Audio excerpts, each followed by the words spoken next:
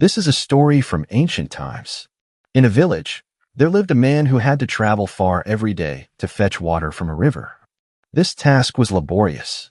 During the summer, the river's water level would drop, making it even more difficult to collect water. One day, the man went to listen to a discourse by Lord Buddha.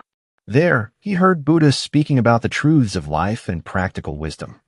After the discourse, he approached Buddha and shared his problem, that he had to travel a long distance daily to fetch water, which consumed a lot of his time and energy. Buddha suggested to him, instead of going far to fetch water every day, why don't you dig a well near your house? If you put in some effort and dig a well once, your water problem will be permanently solved. The man understood Buddha's advice and decided that he would dig a well near his house. The very next day, he started digging a well enthusiastically near his house.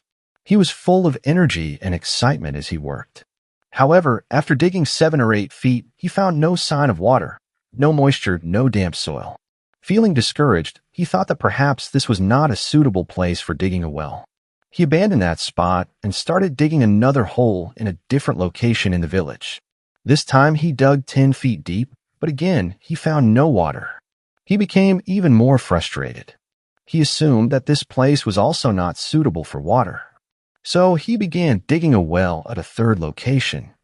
But the same thing happened. After digging 10 feet, there was still no sign of water. In this process, the man kept digging holes at different places, one after another. In total, he dug about 10 wells, each about 8 to 10 feet deep, but none of them yielded water. Now he was completely exhausted and disheartened. He thought that Buddha had given him the wrong advice. He said to himself, I worked so hard, yet I got nothing. Perhaps digging a well to find water is impossible. Feeling defeated, he returned to Buddha and said, Lord, I followed your advice and dug 10 wells, but not a single one had water. Buddha smiled upon hearing this.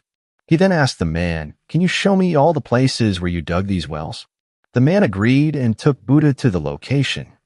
After observing all the unfinished wells, Buddha immediately understood the problem. He asked the man, Did you dig any one of these wells to its full depth? The man lowered his head and replied, No, I dug only a few feet in each place, and when I didn't find water, I moved to another spot. Buddha smiled and said, That is exactly your mistake. If you had continued digging in one place with full effort, you would have found water by now. But every time you dug a little and lost hope, you moved to another place, making all your hard work go to waste. Buddha further explained, The same principle applies to life. If a person keeps changing their goal repeatedly and does not remain persistent in any one endeavor, they will never succeed. Success comes only to those who patiently and consistently work towards their goal. He then advised the man, Now fill up all the unfinished wells and choose just one place to dig. If you keep digging with patience and hard work in one spot, you will surely find water. The man accepted Buddha's advice. He filled up all the incomplete wells and started digging deeply at one chosen spot. As the hole deepened, he soon noticed moisture in the soil. This gave him renewed energy, and he continued digging with determination. After a few more days of effort, he finally struck water. The villagers were overjoyed to see this and praised Buddha's wisdom. Everyone chanted in his honor. Moral of the story, success comes from consistent effort. If we keep changing our goals frequently, we will never succeed in any task. Patience and perseverance are essential. If a task seems difficult, abandoning it for another will not help. Stability is the key to achievement. A person who remains dedicated to a single goal will surely achieve success. One should never give up easily. If we keep working with dedication and determination, we will definitely see results. Achieving any goal in life requires persistence and patience. If we keep switching our focus and giving up easily, our hard work will go in vain therefore. If you also wish to succeed in life, choose a goal and work towards it with full energy and dedication. Success will surely be yours. Gautama Buddha was staying in an ashram with his disciples. His fame had spread far and wide. Not only common people, but also kings, emperors, and rulers were becoming deeply influenced by his teachings. One day, a king learned that Gautama Buddha had arrived near his kingdom. He thought of visiting Buddha in person and offering him a precious gift. The king wanted Buddha to accept his offering and give him some spiritual guidance. However, a question kept arising in his mind. Will Gautama Buddha accept my gift? The king was in a dilemma. He took with him a priceless golden ornament, adorned with diamonds and precious gemstones. But he wondered if Buddha might refuse it, as he was detached from worldly possessions. So, on the other hand, he carried a beautiful rose. He was confident that Buddha would not reject something from nature. The king approached Buddha. Seeing his calm and radiant face, he was mesmerized for a few moments. With great reverence, he extended his right hand, which held the jewel-encrusted ornament, and said, "Lord, please accept my humble offering." Buddha smiled gently and said, "Drop it." The king was astonished. He thought that Buddha had no interest in wealth and ornaments, which is why he was rejecting it. Nevertheless, he followed Buddha's command and dropped the golden ornament. Now, the king offered the beautiful rose from his left hand and said, "Lord, if you do not accept gold and jewels, please accept this flower. It holds the beauty and fragrance of nature." Buddha smiled again and said, "Drop it too." The king was even more surprised. He could understand why Buddha rejected gold, but why did he reject the flower? Did he not accept anything at all? Still, the king obeyed and placed the rose on the ground. Now the king had nothing left to offer. But at that moment, a thought arose in his mind. If I cannot offer Buddha anything material, why not offer myself to him? With great devotion, the king said, "O Lord, I offer myself to you. I surrender my life at your feet." Buddha, still smiling, said, "Drop that as well." Now the king was completely shocked. He thought, "He asked me to drop the ornament, I did. He asked me to drop the flower, I did. But now I am offering myself. What does it mean to drop that?" The disciple sitting nearby smiled, seeing the king's confusion. The king was willing to surrender, yet his ego-ness still remained. The king began to reflect deeply. I am surrendering myself, but in this statement, the still exists. True surrender happens only when I completely disappears. As soon as this realization dawned upon him, the king's eyes opened with wisdom. He completely let go of his ego and surrendered himself at Buddha's feet. Now he had truly dropped. He had become free from ego. Buddha turned to his disciple Ananda, smiled, and said, "Now, this king has truly surrendered." Lessons from the story. True surrender is not through material offerings. The king first offered golden ornaments, and then a flower, but Buddha did not accept them. This signifies that true devotion is not in material objects, but in the heart. Ego must be eliminated for true surrender. As long as a person holds on to in mind, true surrender is impossible. Renunciation is not just external, but also internal. Real wisdom comes through self-realization. The king did not truly surrender until he realized that even his act of surrender carried ego. True knowledge arises when ego is completely dissolved. Material things do not matter. Inner transformation does. The king wanted to express his devotion through gold and flowers, but Buddha taught him that the true offering is not external, but internal. The king fell at Buddha's feet and learned the meaning of true surrender. He realized that surrender is not about offering things, but about letting go of the ego. To attain truth, the ego must be dissolved. Only when I disappears, surrender becomes complete. Gautama Buddha's life was filled with numerous enlightening incidents. Every action of his reflected sacrifice, dedication, and compassion. He always taught his disciples the values of self-reliance and patience. One such incident from his journey to Shravasti illustrates that a person who abandons ego and serves selflessly naturally receives the grace of their spiritual master. Once, Buddha was traveling towards Shravasti. His dear disciple Nagasamala accompanied him, carrying his alms bowl and robe. The journey was long and arduous. As they walked, Nagasamala wished to take a different route. He said, "Bhagwan, this path is difficult and exhausting. I believe we should take another route." Buddha listened calmly, but did not respond. Nagasamala insisted again, "Bhagwan, please take your alms bowl and robe so that I can take another path." Still, Buddha remained silent. Seeing this, Nagasamala placed Buddha's belongings on the ground and walked away without another word. Buddha gently picked up his things and continued on his journey. After reaching Shravasti, Buddha sat in meditation at a designated place. A while later, Nagasamala returned. But his condition was no longer the same. He had a severe head injury. His clothes were torn. His appearance was pitiful. He bowed at Buddha's feet, deeply remorseful, and said, "Bhagwan, because of my disobedience, I have suffered terribly. On my way, robbers attacked me. They not only stole my belongings, but also injured me severely. Please forgive me." Buddha, in a calm tone, replied, "My child, when a person abandons the right path due to ego and selfishness, they inevitably suffer." After this, Buddha announced, "The time has come to appoint a suitable attendant for me." Upon hearing this, 80 great disciples, including Sariputra, Maudgalyana, Mahakasapa, and others, eagerly stepped forward, offering their service. One by one, they expressed their devotion, but Buddha did not select any of them. The gathering suggested that Ananda would be the most suitable attendant. However, Ananda himself did not come forward. Someone asked him, "Ananda, you should also express your wish to serve." Ananda smiled and replied, "The right to serve is not something one asks for. It is received naturally. If Bhagwan finds me suitable, he will call me himself." Buddha was extremely pleased with Ananda's humility and immediately appointed him as his attendant. When Ananda was chosen as Buddha's attendant, he made 4 humble requests. "Bhagwan, please never give me your finest robe. Please never share your alms food with me. Please never allow me to stay in your designated chamber, Ganakuti. Please never order me to accompany you when you receive invitations." Hearing this, Buddha curiously asked, "Ananda, why do you set these conditions?" Ananda humbly replied, "Bhagwan, if you give me these privileges, people might think I serve you only for personal gain. I wish to serve with pure devotion, not for any special benefits." Buddha was deeply pleased with Ananda's spirit of sacrifice and immediately appointed him as his permanent attendant. Lessons from this story. Ego must be abandoned. Nagasamala disobeyed Buddha out of ego and suffered the consequences.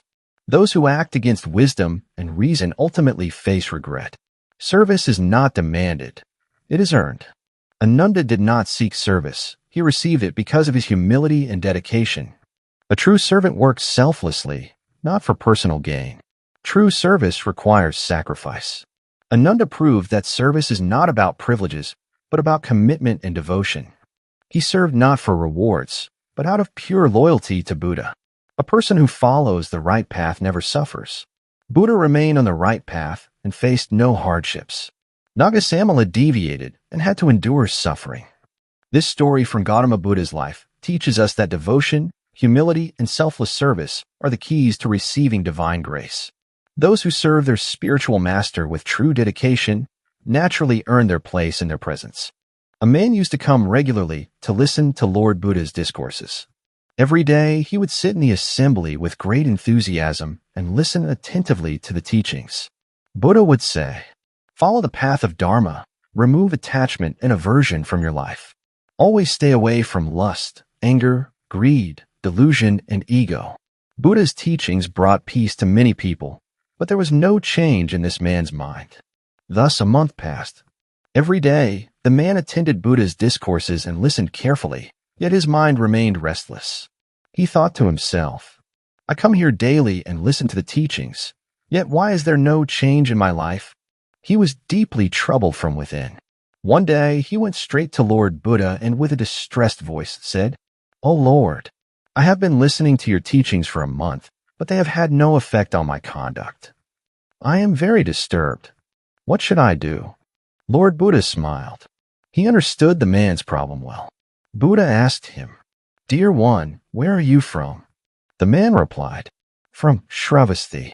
Buddha then asked, "How far is that from here?" The man thought for a moment and answered, "About 2 yojanas, 24 kilometers." Buddha asked another question, "How long does it take to get there?" The man estimated and said, "About half a day." Now, Buddha smiled and said, "Tell me, can you reach your home by simply sitting here?" The man was taken aback and replied, "How is that possible, Bhagwan? To reach there, I must walk." Buddha gently responded, "That is exactly what I want to explain to you, dear one. Just as you need to walk to reach your home, similarly, to bring change in your life, you must combine knowledge with action. Simply listening to teachings will not be enough. You must apply them in your life." Now the man understood that acquiring knowledge alone is not sufficient. he must also implement it in his conduct. He resolved to improve his life. Gradually, he began to distance himself from lust, anger, greed, delusion, and ego. Now he started experiencing true peace. Lessons from the story. Acquiring knowledge is not enough. It must be applied in life. Just as one must walk to reach a destination, one must take action for spiritual growth. Listening attentively is good, but true transformation happens only through practice. Buddha's teachings are not just meant to be heard, but to improve one's life. If we only listen to teachings but do not practice them, they are of no benefit. True happiness and peace come only when we apply knowledge to our lives. True wisdom is that which brings a positive change in our lives. From the day Gautama Buddha renounced his palace, luxury, and worldly pleasures to embrace asceticism, his life became dedicated to the welfare of society. Walking on the difficult path of renunciation and meditation, he practiced severe austerities on the banks of the Naranjana River under the Bodhi tree in Gaya. There, after deep meditation and profound self-reflection, he attained complete enlightenment, Sambodhi. After that, he devoted his entire life to spreading the message of truth, nonviolence, and compassion. Millions of people, influenced by his teachings, accepted him as their teacher and dedicated their lives to the welfare of the world. When the end of Gautama Buddha's life approached, he gradually became unwell. His body weakened, but the light within his mind and soul remained undiminished. His beloved disciples devoted themselves to his care and service day and night. They did not want any outsider to meet Buddha, as they knew his health had deteriorated significantly. Buddha now remained mostly silent, speaking only when necessary. His disciples, Ananda, Sariputra, Maudgalyana, and others, never left his side, even for a moment. Their hearts were deeply pained by the thought that they were soon to lose their beloved teacher. At this time, a great thinker and Brahmin scholar, Subhata, learned that Gautama Buddha was unwell and was soon to leave this world. Subhata was a seeker of truth. He had spent his entire life searching for religion, truth, and liberation. He had posed his questions to many sages, ascetics, and seers, but none had given him satisfactory answers. When he heard that Buddha was in his final days, he became restless. He thought, if there is anyone in this world who can answer my deepest questions, it is Gautama Buddha. Without delay, he set out for Kushinagar to meet Buddha. When Subhata reached Buddha's resting place, he pleaded with the disciples to let him meet their master. He said, "Please allow me to see him. I must find the answers to the final questions of my life." However, Buddha's beloved disciple, Ananda, stopped him. With deep sympathy, Ananda said, "The great Buddha is very unwell. He cannot meet anyone now." Subhata pleaded repeatedly, but Ananda did not allow him to enter. Disheartened, Subhata sat in meditation outside. Hearing the discussion outside, Buddha softly said to Ananda, "Ananda, I must meet Subhata." Ananda respectfully replied, "But Lord, your health is not well." Buddha smiled and said, "Ananda, even if I am unwell, if someone has come to me with a sincere desire for knowledge, and I do not meet him, then what is the purpose of my life?" Upon hearing this, Ananda invited Subhata inside. Subhata bowed at Buddha's feet in full prostration. His eyes were filled with reverence and humility. Softly he said, "Lord, I have searched for the truth all my life, but nowhere have I found a satisfying answer. Will you tell me the true purpose of life?" Buddha saw the deep curiosity in his eyes. Smiling, he said, "Subhata, the purpose of life is to practice truth and righteousness. As long as a person is bound by attachment, ego, and desires, he cannot be free. The day a person awakens compassion, peace, and surrender within, that day he becomes liberated in life." Subhata was deeply moved by Buddha's words. His heart filled with joy. With folded hands, he asked, "Lord, may I become your disciple?" Buddha looked at Ananda and softly said, "Ananda, accept Subhata into the Sangha. He will be my last disciple." At that moment, Subhata renounced all his wealth, possessions, and worldly desires. He took a vow to become a Buddhist monk. Buddha accepted him into the Sangha and imparted to him the knowledge of Dhamma and Vinaya. Thus, Subhata became the last disciple of Buddha. A short time after this event, Buddha attained Mahaparinirvana, but his final words became a beacon of light for humanity for ages to come. "O monks, everything in this world is transient. Everything is destined to end. Be vigilant and never stray from your goal. Be a light unto yourselves. Be your own guide. After Buddha's Mahaparinirvana, Subhata dedicated his entire life to spreading Buddhism. He traveled from village to village, spreading the teachings of Buddha. He completely devoted his life to the welfare of the people. The story of Subhata teaches us that if we embrace the spirit of selfless service, true social welfare can be achieved.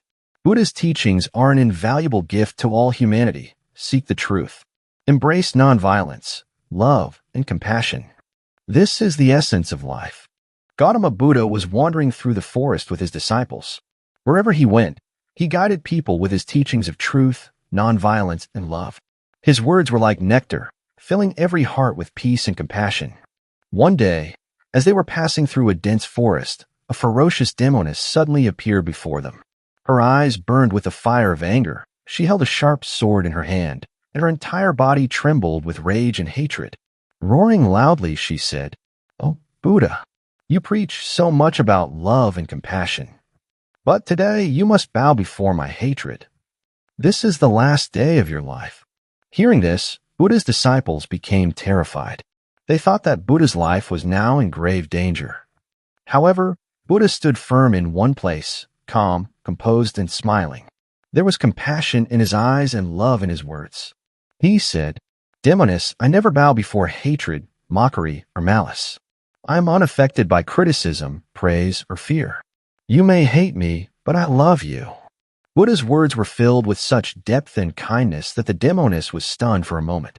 She had never heard anything like this before. In disbelief, she asked, "Why do you love me?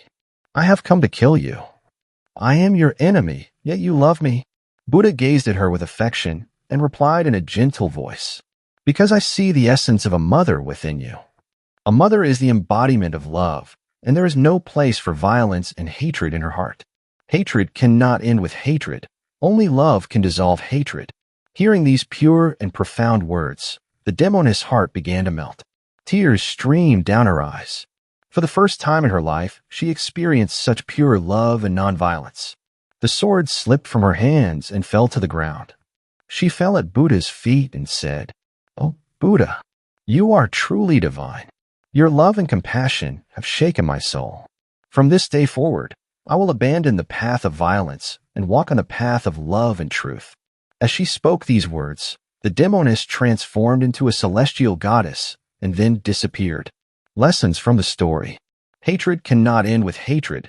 Only love can overcome it. Buddha taught us that we should always uphold love and compassion, no matter the circumstances. Anger and hatred destroy the one who harbors them.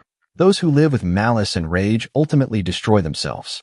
The path of truth and love leads to the divine. When we align our actions with love and truth, life becomes peaceful and joyful. Every being carries the seed of love and compassion. Buddha proved that no one is completely evil. With a touch of love and kindness, anyone can change. Buddha gave the world the message of love, truth, and nonviolence. He showed that anger and violence should be met with patience and compassion. Even the greatest enemy can become a friend. Truth and love lead a person closer to divinity and towards true bliss. The power of truth and love is the greatest of all. Gautama Buddha and his disciples traveled to various places, spreading the message of wisdom, compassion, and truth. Wherever they went, they enlightened people with their teachings, transforming countless lives.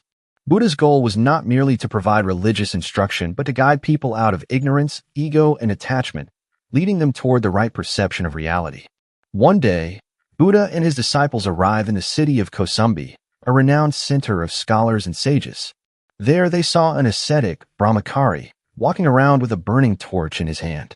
Wherever he went, he waved the torch in front of people and proclaimed, "Listen, O ignorant ones! I have come to show you the right path with the light of this torch. You all live in darkness, and only I can guide you." He considered himself the greatest scholar and the most knowledgeable person. He thought, "Everyone in this world is lost in ignorance and darkness. Only I possess the wisdom to show them the true path." When Gautama Buddha observed this, he calmly called the ascetic near him and gently asked, "My son, why are you carrying this torch?" The ascetic, filled with pride and arrogance, replied, "O monk, this world is wandering in the darkness of ignorance. I have come to illuminate the right path for everyone with this torch. Buddha smiled and asked, "Oh, so you possess knowledge of all disciplines?" The ascetic replied with pride, "Yes, I have more knowledge than anyone else." To test him, Buddha asked, "Do you have complete mastery over the four essential disciplines of knowledge?" The ascetic looked at Buddha in surprise and asked, "Which four disciplines?" Buddha answered, Keycap 1 Shabdavidya, mastery over language and grammar. Keycap 2 Nakshatravidya, complete knowledge of astronomy and astrology. Keycap 3 Rajavidya, knowledge of governance, politics, and administration. Keycap 4 Yudhavidya, expertise in warfare, strategy, and self-defense. Buddha then looked at the ascetic and asked, "Are you fully proficient in all these four disciplines?" The ascetic stood silent for a few moments. He realized that he did not possess complete knowledge of these subjects. Slowly, his arrogance began to fade. For the first time, the ascetic realized that he was still incomplete, that he still had much to learn. He remained speechless. Then, without saying a word, he dropped his burning torch on the ground and bowed his head at Buddha's feet in reverence. With humility, he said, "O Bani, I was living in ignorance. How can a blind man guide others toward the light?" Buddha gently said, "My son, one who is arrogant about his knowledge can never truly attain wisdom. The purpose of knowledge is not to belittle others, but to improve oneself and guide others with humility." The ascetic realized his mistake. He requested Buddha to accept him as a disciple and devoted the rest of his life to the pursuit of humility and truth. Lessons from the story? Arrogance is the greatest enemy of knowledge. A person who considers himself the greatest scholar stops learning and remains ignorant. True knowledge makes one humble. A truly wise person is always eager to learn more. One who is lost in darkness cannot guide others toward the light. If our own minds are filled with ignorance, arrogance, and false beliefs, we cannot truly help others. A person without wisdom has no future. An arrogant person will never find success or peace. Only disappointment awaits them. This story of Gautama Buddha teaches us the importance of humility and self-reflection. We must always be open to learning and never misuse knowledge for arrogance. True wisdom is that which makes us humble and inspires us to work for the well-being of others. Gautama Buddha, who had an unwavering resolve to seek the truth and attain enlightenment, spent years in intense penance and meditation. He practiced severe austerities in dense forests. He subjected his body to unbearable hardships. He abandoned food and water, enduring extreme conditions in his pursuit of knowledge. Yet, enlightenment remained distant from him. Even after years of rigorous practice, when he could not attain the truth, feelings of despair and frustration began to arise in his mind. He thought, "I have endured so much suffering, made so much effort, yet I have not attained the ultimate truth. Will I ever be able to attain enlightenment?" Doubt and disbelief took root in his mind. He began to contemplate whether it was possible for him to move forward or not. Lost in deep thought, Buddha felt thirsty. He walked towards a nearby lake. As he gazed at the water, his eyes were drawn to a small scene. A tiny squirrel was sitting by the lake. Her two little babies had fallen into the water and drowned. At first, she sat there, frozen in shock. After a while, she approached the lake and began to do something remarkable. She dipped her small body into the lake. Then, coming out, she shook off the water from her fur. She repeated this process over and over again. Buddha watched this scene with astonishment. He thought, "What is this squirrel trying to do? Does she really believe that she can dry up the entire lake? What a foolish effort." But the squirrel did not stop. She was determined, unwavering, and resolute. She had neither doubt nor despair. Buddha felt as if the squirrel was conveying a message to him. Whether this lake ever dries up or not, I do not know, but I will never stop trying. Watching the squirrel's relentless effort and unwavering determination, Buddha experienced a deep realization. He thought, if this tiny squirrel, with its limited strength, is so resolute in its effort to dry the lake, then what is lacking in me? I possess 1,000 times more strength than her. At that moment, Buddha abandoned his negative thoughts. He resolved once again to move forward with complete dedication toward his goal. He made a firm decision. No matter how long it takes, no matter how many difficulties come my way, I will never stop my pursuit of the truth. Gautama Buddha immersed himself in meditation once again. He let go of all despair, frustration, and doubt. And finally, he meditated beneath the Bodhi tree in Bodh Gaya. After a night of deep meditation, he attained enlightenment. He became a light for the entire world. Buddha realized a great truth. Continuous effort is the key to success. 1. Maintain patience and self-confidence in difficult times. Life presents us with many challenges, but we must never lose hope. 2. Even small efforts can create a big impact. The squirrel's effort may have seemed foolish, but it taught Buddha an invaluable lesson. 3. Failure does not mean giving up. Failure is just a phase, not the ultimate truth. As long as we keep trying, success will eventually come. 4. Persistence is the foundation of success. If we keep making consistent efforts, we will definitely achieve our goals. After all, even the ocean is filled drop by drop. The moral of the story: if we give up on our efforts, we will never succeed. But if we continue trying despite difficulties, we will surely achieve our goal one day. Do not fear challenges. Turn them into your strength. Lord Buddha and his disciples were always on the move, traveling from place to place. His life was dedicated to spreading the messages of truth, compassion, and patience. His teachings touched people's hearts deeply and brought profound changes to their lives. One day, Buddha set out on a journey with his beloved disciple, Ananda. As they walked, noon approached, and the sun blazed fiercely in the sky, creating an atmosphere of intense heat. Both Buddha and Ananda became exhausted from the long journey. After walking a little further, Buddha decided to rest under a dense tree. He said to Ananda, "Ananda, we should rest here for a while." Ananda respectfully bowed his head and sat beside Buddha. After some time, Buddha felt thirsty. He said to Ananda, "Ananda, please bring me some water." Ananda immediately stood up and began searching for a water source nearby. However, after walking some distance, he realized that there was no well, pond, or river in sight. He did find a small stream where water was flowing down from the mountains. But just then, a few bullock carts had passed through the stream. Their wheels had stirred up mud and dust, making the water extremely dirty and unfit for drinking. Seeing this, Ananda returned empty-handed. He said to Buddha, "Bani, the stream's water has become very muddy. I will try to find another place where I can get clean water." Buddha smiled and replied, "No, Ananda. Go back to the same stream and fetch water from there." Ananda was surprised by this instruction. "Bani, I just came from there, and the water is not drinkable. Let me find a river and bring fresh water instead." Buddha patiently said, "No, Ananda. Go back to the stream and try again." Ananda had no choice but to obey. He once again walked towards the stream. When he reached there, he noticed that the mud and dust had slowly settled down. Now the water looked completely clean and pure. Seeing this, Ananda was delighted. He filled his pot with water and returned to Buddha with a smile. When he offered the water to Buddha, Buddha looked at him with affection and asked, "Ananda, did you learn something?" Ananda humbly bowed his head and replied, "Yes, Bani. I have learned that if we want clarity and purity, patience is essential." Buddha then explained, "Look, Ananda, our mind is just like that stream.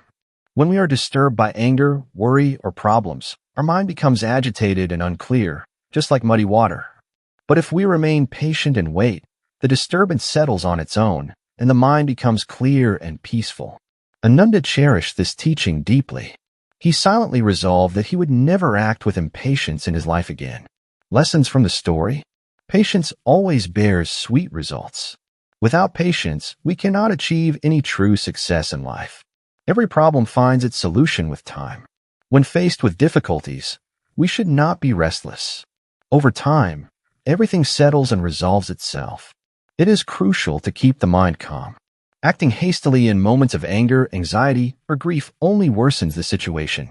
If we practice patience, our minds will gradually regain peace. We must act with wisdom and understanding. If Ananda had been patient the first time and waited a little, he would have learned this lesson sooner. This story of Gautama Buddha teaches us the great importance of patience and self-control. If we learn to be patient in life, we can maintain clarity and peace of mind even in the most difficult situations. One day, an educated young man came to Gautama Buddha. He was rational and did not accept anything without proof. For a long time, he had been contemplating the existence of God but had not found a satisfactory answer. Hearing about Buddha's wisdom, he thought, Buddha is a great enlightened being. If anyone can resolve my curiosity, it is him. The young man approached Buddha, bowed respectfully, and said, Gurudev, I have come with a question. You often speak about God and the soul. Have you personally seen God? If not, on what basis do you so confidently affirm his existence? Buddha smiled, looked into the young man's eyes, and without saying a word, gently placed his hand on his head. The young man was slightly confused. He thought, perhaps Buddha does not have an answer to my question, which is why he did not respond. But just then, Buddha said, My child, let us take a walk in the garden for a while. The young man did not understand why. Instead of answering his question, Buddha was taking him to the garden. However, he remained silent and followed him. The garden was filled with various beautiful and fragrant flowers. Roses, tuberoses, and other blossoms filled the air with their enchanting fragrance. The young man spontaneously remarked, Gurudev, this garden is very beautiful, and the fragrance of these flowers is spreading throughout the surroundings. Buddha smiled and said, You are right, but tell me one thing. Can you see this fragrance?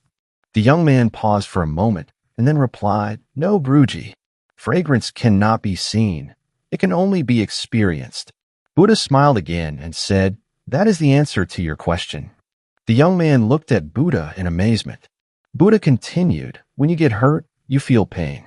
Can you see this pain with your eyes? The young man immediately replied, No, Guruji. Pain can only be felt, not seen. Buddha looked at him and said, The same is true for the soul and the Supreme Being. The young man was still not fully satisfied. He requested, Gurudev, please explain this further.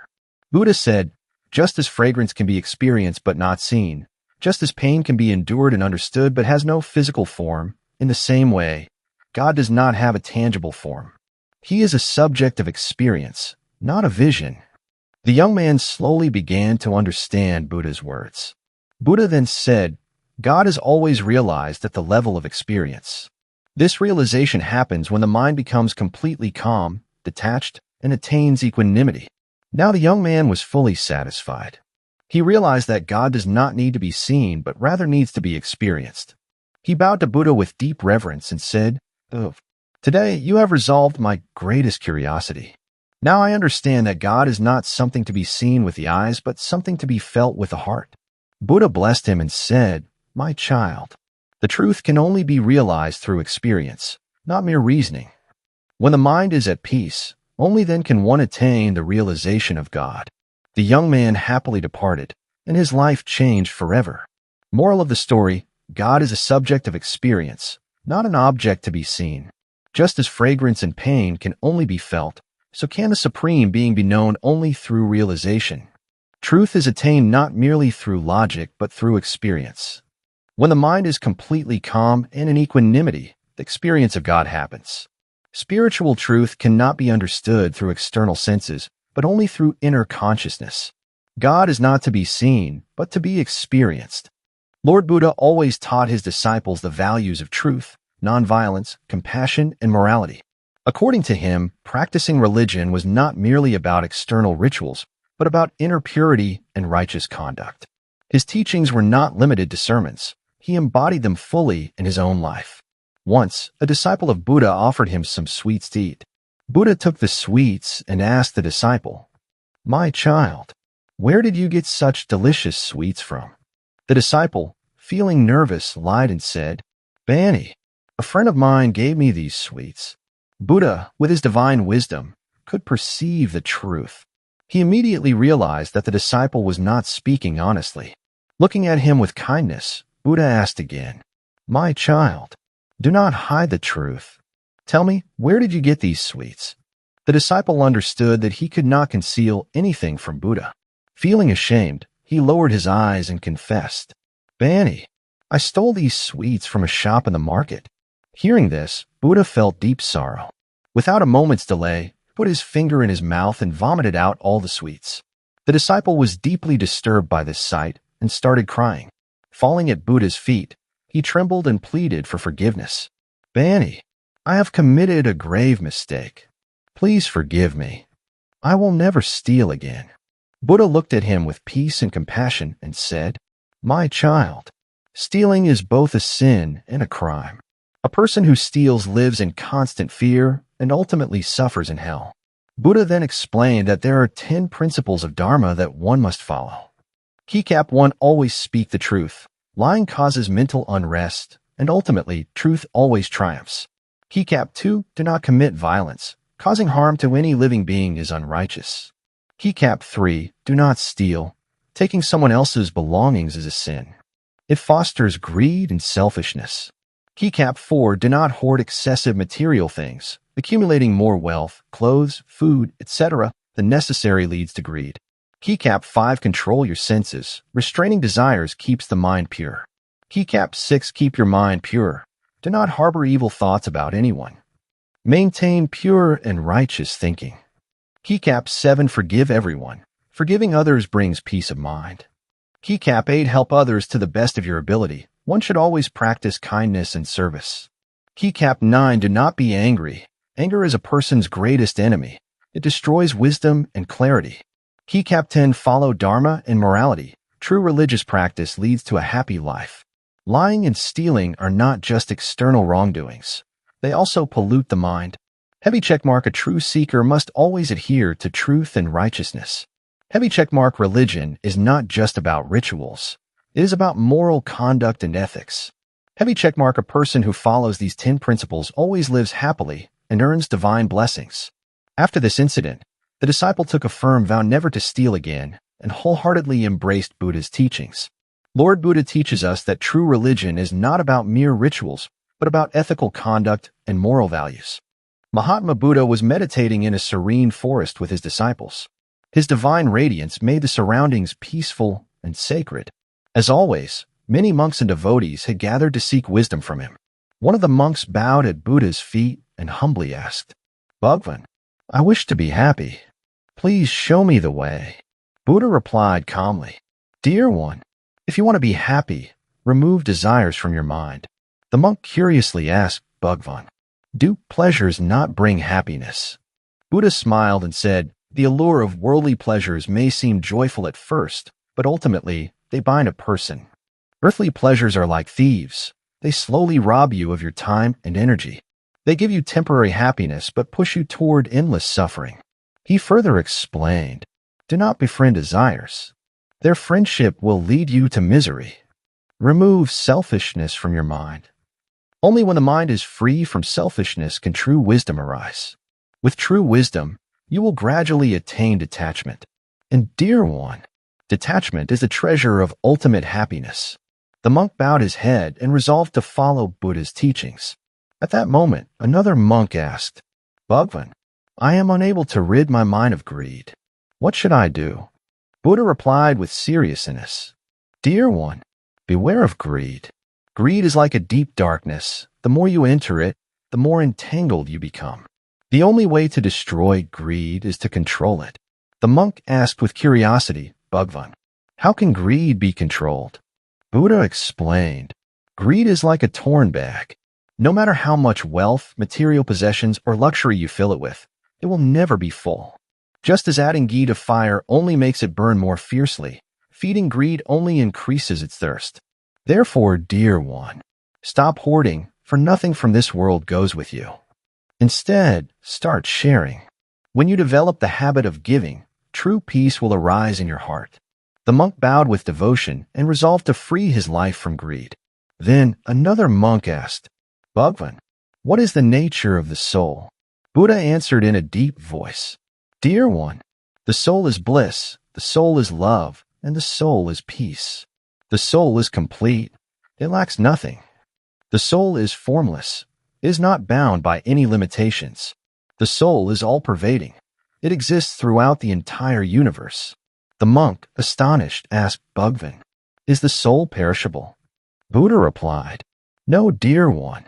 The soul exists in all 3 phases of time, past, present, and future. It is eternal and immortal. The body may perish, but the soul can never be destroyed. The soul is unique. It resides in men, women, animals, birds, trees, and all living beings. It is the conscious witness of all. The soul observes everything. It sees birth and death, childhood, youth, and old age, yet it remains unchanged. The monk, deeply intrigued, asked Bhagavan, "Can the soul be destroyed?" Buddha replied in a calm voice, "No, dear one. The soul is indestructible. No weapon can cut it, no fire can burn it, no water can drown it, and no wind can dry it. The soul is eternal and everlasting. The soul is self-illuminating. It does not require any external light. The soul is pure and free from all impurities. The soul is invincible. No force can destroy it." The monk, deeply moved, asked Bhagavan, "How can one realize the soul?" Buddha said, "The soul cannot be known through the senses, the mind, or intellect, which is why it is beyond expression. The soul is inconceivable, as it cannot be understood through mere logic. The soul is a wonder. Only a rare few truly realize it." Finally, Buddha said, "Dear one, there is only one way to realize the soul, experience it. Only those who experience the soul attain true bliss. Realizing the soul is the ultimate goal of human life. The one who knows the soul becomes free from all worldly bonds." The monk bowed at Buddha's feet and said, "Bhagavan, today my ignorance has been dispelled. Now I shall walk the path of self-realization and liberation from greed and attachments. Lessons from Buddha's teachings. True happiness comes not from desires but from detachment. Greed is an endless thirst that never brings fulfillment. Accumulating worldly possessions does not bring peace, but sharing does. The soul is eternal, immortal, and indestructible. Realizing it is the ultimate purpose of life. One who realizes the soul attains true bliss and liberation." Thus, Mahatma Buddha guided his disciples towards self-knowledge and the true path of life. His teachings remain timeless and continue to be relevant for every seeker, just as they were in his era. Mahatma Buddha was staying in a Buddhist monastery with his disciples. Every day, many seekers came to him to gain wisdom. Buddha was an embodiment of love, compassion, and knowledge, and his words brought spiritual peace to those who listened. One day, 3 young men came to Mahatma Buddha. They were deeply influenced by his teachings and wished to stay with him for some time. Seeing them, Buddha smiled and asked, "Dear ones, why have you come here?"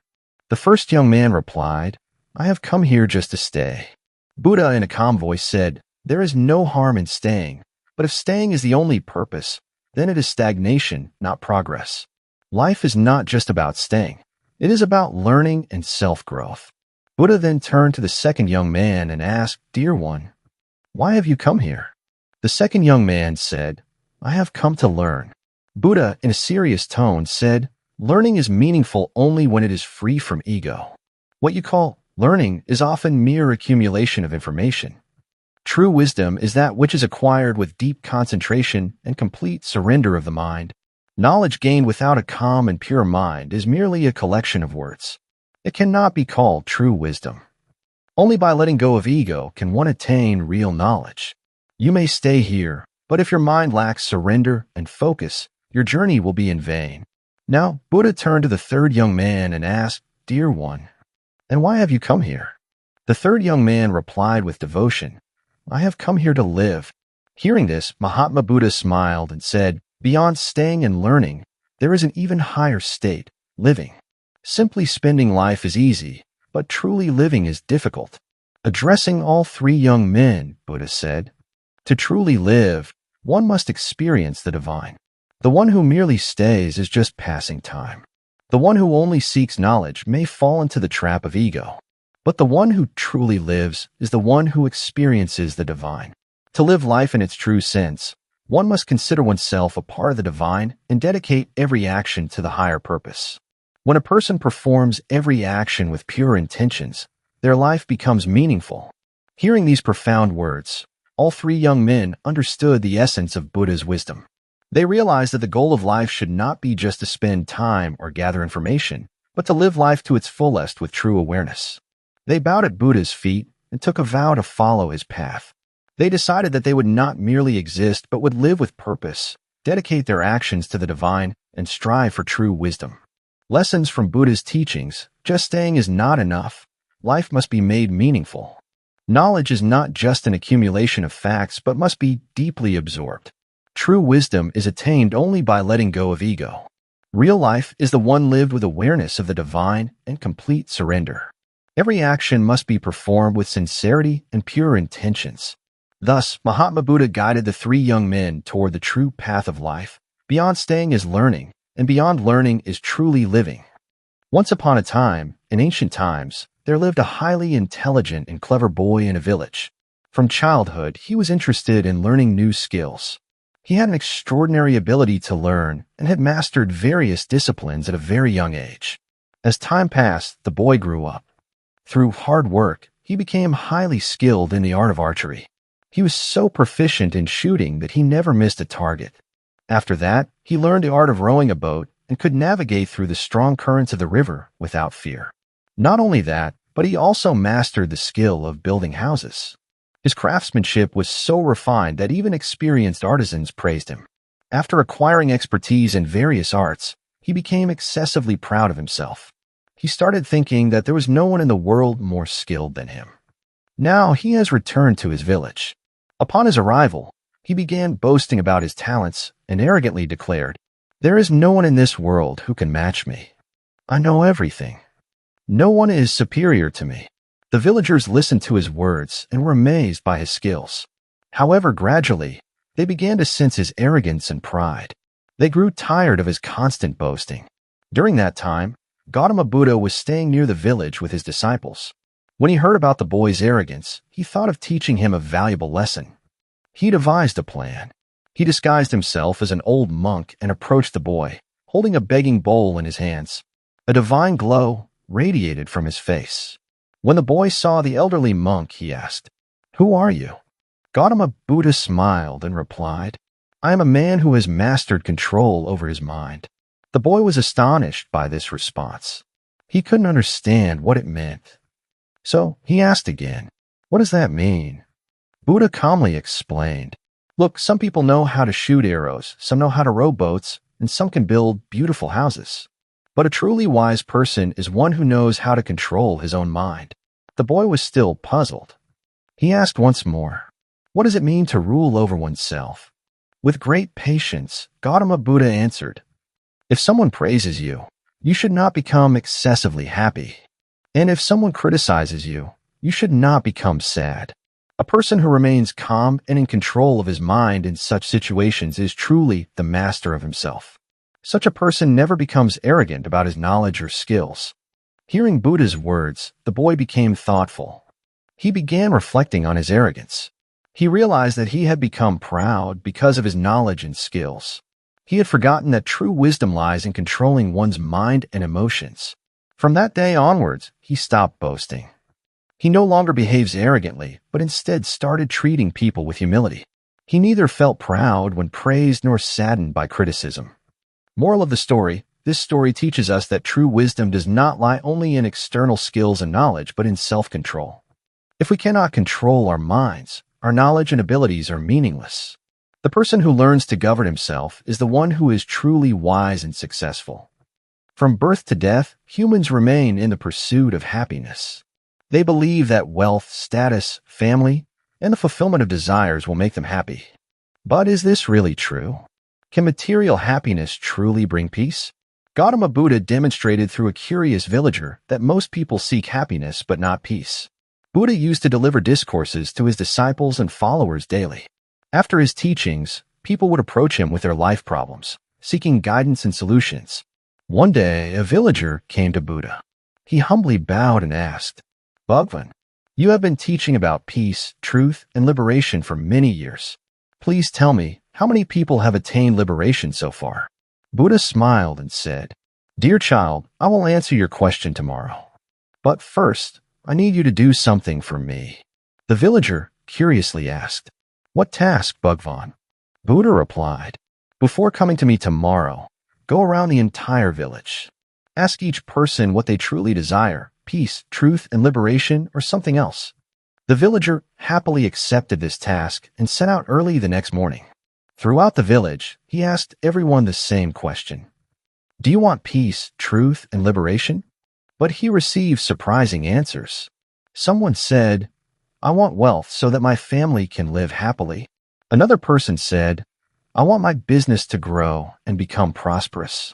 A farmer replied, I want a good harvest and wealth so that I can educate my children. An elderly man said, I want a long life so I can see my grandchildren grow up. The villager roamed the entire village, but he did not find a single person who desired peace, truth, or liberation. By evening, he returned to Buddha, exhausted and disheartened. The villager narrated the entire incident to Buddha and said, Bhagwan, this village is strange. No one wants peace or liberation. Everyone desires material things. Buddha smiled gently and said, My child, what is so strange about this? This is the natural order of the world. He further explained, Humans seek happiness, not peace. To attain happiness, they walk the opposite path of peace, and thus they neither find true happiness nor peace. The villager, still confused, asked, Bhagwan, is there a difference between happiness and peace? Buddha replied, Yes, my child. Happiness and peace are different. Happiness is temporary. It depends on the fulfillment of desires. When a desire is fulfilled, a person feels happy for a short time, but soon a new desire arises. In this way, greed, insatiable craving, never ends. And as long as greed exists, peace remains unattainable. Buddha gave an example. Imagine a person who desires wealth. When he acquires it, he is not satisfied. He desires more wealth. Then he wants status, then power, then longevity. This cycle of desires never ends, and ultimately, the person remains restless and unsatisfied. The villager asked, Then how can one attain peace? Buddha answered, Peace lies in contentment and limited desires. When a person stops chasing wealth, fame, and luxuries and instead moves towards self-awareness, only then does he find peace. Peace is the true happiness, as it belongs to the soul, not the body. Lessons from this story. Happiness and peace are different. Happiness is temporary, whereas peace is everlasting. Human desires never end. The fulfillment of one desire gives birth to another, keeping life in a state of unrest. True happiness lies in peace. If we learn to be content with limited desires, we will experience real joy. Contentment is the foundation of happiness. Material possessions and wealth provide momentary pleasure, but inner peace comes only through self-awareness and contentment. The essence of Buddha's teaching is that there is no greater happiness than peace. If we chase only material pleasures, we will ultimately find dissatisfaction and unrest. But if we embrace contentment, limited desires, and self-awareness, we will attain true peace and bliss. Thus, we should prioritize peace and contentment in our lives, for this is the true path to happiness. Gautama Buddha was renowned for his wisdom, compassion, and simplicity. Wherever he went, the atmosphere became sacred and inspiring. His words carried such divinity that people gathered in large numbers to listen to him. Buddha's teachings not only revealed the truth but also provided solutions to life's problems. In a small village, there lived a poor farmer who was a devoted follower of Lord Buddha. He often listened to discussions about Buddha's sermons and wished that his entire village could benefit from this sacred wisdom. Therefore, he decided to personally invite Buddha and organize a discourse in his village. With great faith and humility, the farmer approached Buddha and earnestly requested, Lord, if you bless us with your grace, please come to my village and enlighten us with your teachings. Buddha smiled, recognizing the farmer's devotion, and gently replied, If you are inviting me, then I shall surely come to your village. A few days later, Lord Buddha, along with his disciples, arrived at the village. As soon as the news of his arrival spread, the entire village gathered. Men, women, elders, and children, all were eager to see Buddha and listen to his divine words. There was an atmosphere of joy and enthusiasm throughout the village. However, the very farmer who had invited Buddha did not attend the discourse. That morning, the farmer's oxen went missing. These oxen were his only means of livelihood. Without them, he could neither plow his fields nor support his family. When he learned about their disappearance, he was deeply troubled. What should I do? Should I attend Lord Buddha's sermon, or should I search for my oxen first? After much thought, he decided that finding his oxen was more important, because if he did not find them, his entire family would suffer. He thought, Buddha's words are certainly important, but my duty is to provide for my family first. Thus, he set out in search of his oxen. He wandered through fields and forests all day. After hours of effort, he finally found his oxen. He was completely exhausted, yet content. Upon returning home, he had his meal and fell into a deep sleep. The next morning, when the farmer learned that Buddha was still in the village, he felt immense guilt and hesitation. He immediately went to Buddha, bowed before him, and said, "Lord, I am deeply ashamed. I was the one who invited you here, yet I could not attend your sermon. I had no choice. I had to find my lost oxen. Please forgive me." Buddha smiled lovingly, looked at him with compassion, and said, "Farmer, why do you feel guilty? In my eyes, you are my true follower." The farmer and the villagers present there were astonished. No one had expected Buddha to say this. Addressing his disciples and the villagers, Buddha said, "Look, this farmer truly understands dharma." Instead of prioritizing a discourse, he fulfilled his duty first. If he had left his oxen and come to listen to me, would my words have reached his heart? Everyone replied in unison, "No, Lord." Buddha then said, "Exactly." His mind would have been distracted, thinking about his lost oxen. He would have neither benefited from my teachings nor fulfilled his duty. Instead, he chose to prioritize his responsibilities, which is truly commendable. This story teaches us some valuable lessons. Duty comes first. True dharma and devotion lie in fulfilling one's duties with honesty and sincerity. True spirituality lies in action. Simply attending sermons or participating in religious activities does not lead to spiritual growth. Performing one's duties properly is the real form of dharma. Concentration of the mind is essential. If the mind is preoccupied with other concerns, it becomes difficult to absorb knowledge or find true wisdom. Religion and life must go hand in hand. One must balance religious devotion with worldly responsibilities. Neither should one neglect duties in the name of religion, nor should one ignore spirituality due to material concerns. Buddha always emphasized the importance of action. He taught that dharma is not just about listening to sermons, but about performing righteous deeds in daily life. One night, during a discourse, Buddha was delivering his sermon. As always, many devotees were attentively listening to his words. The atmosphere was serious, peaceful, and filled with wisdom. In the midst of this, a man sitting right in front of Buddha started dozing off repeatedly. Sometimes his eyes would close, and sometimes he would suddenly wake up startled. For a few moments, Buddha observed this and then, smiling, asked him, "My child, are you sleeping?" The man, startled, quickly woke up and replied nervously, "No, master." Buddha continued his discourse, but after a while, the same man started nodding off again. Buddha again asked, "My child, are you sleeping?" Once again, the man jolted awake and replied, "No, master." This happened about 8 to 10 times. Buddha would continue his sermon, and whenever the man dozed off, he would interrupt and ask. Seeing this, the entire assembly began smiling now. Buddha asked the man a new question. "My child, are you alive?" As he had been responding without thinking, the man again instantly replied, "No, master." Hearing this, the entire assembly burst into laughter. People laughed wholeheartedly. The man also fully woke up now. He realized his mistake and carelessness. Buddha, now in a serious tone, said, "My child, in your sleep you spoke the truth. One who remains in ignorance is as good as dead." Buddha then explained, "A life of laziness and ignorance is no better than death.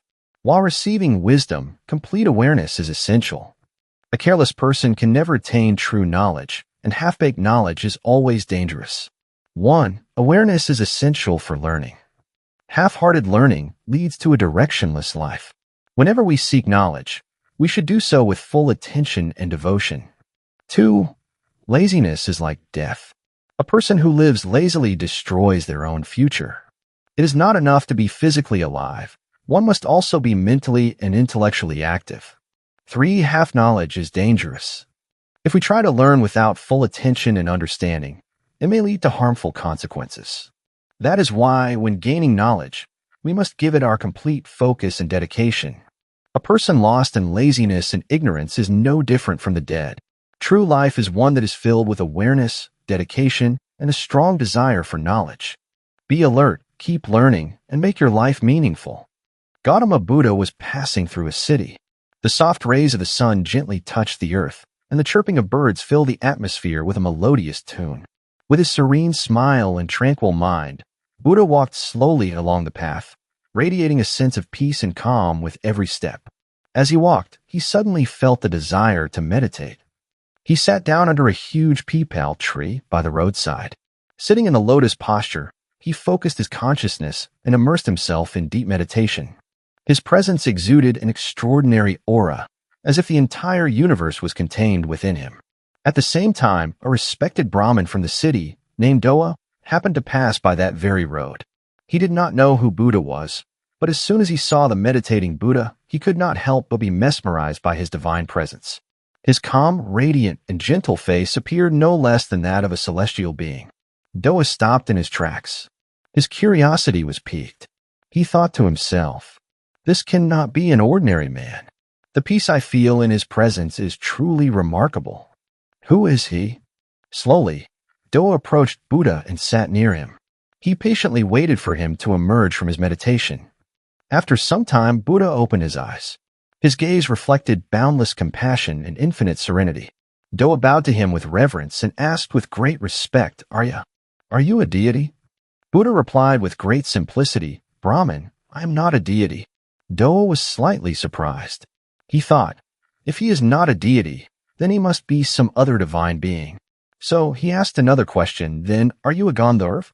With the same calmness, Buddha answered, "No, Brahmin, I am not a Gandharv either." Doa's curiosity grew even more. He asked again, then, "Are you a Yaksha?"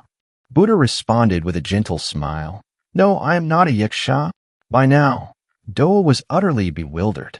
He thought, if he is neither a deity nor a Gandharv nor a Yaksha, then he must be an ordinary human being. He then asked, "Are you just an ordinary man?" In a serious tone, Buddha replied, "No, Brahmin, I am not an ordinary man anymore." Now Doa was completely perplexed. With great astonishment and humility, he asked, "Oh, great one, if you are not a deity, not a Gandharv, not a Yaksha, and not even an ordinary man, then please tell me, who are you?" Buddha looked into the eyes and, in a gentle voice, said, "Brahmin, at one time I may have been any of these, a deity, a Yaksha, Gandharv, or an ordinary human. But back then, I was bound by ignorance and attachment. I was entangled in the worldly ties of existence. But now I have freed myself from all those bonds. Now I live in this world but remain beyond it. Just as a lotus blooms in the mud yet remains untouched by it, in the same way, I was born, raised, and lived in this world, but now having realized the ultimate truth, I have transcended it. Now I am a Tathagata, one who has realized the truth, who has abandoned illusion, who neither looks back nor gets entangled in worldly attractions. Now I am simply an awakened one. Knowledge is the path to liberation." Hearing this, Doa was left speechless.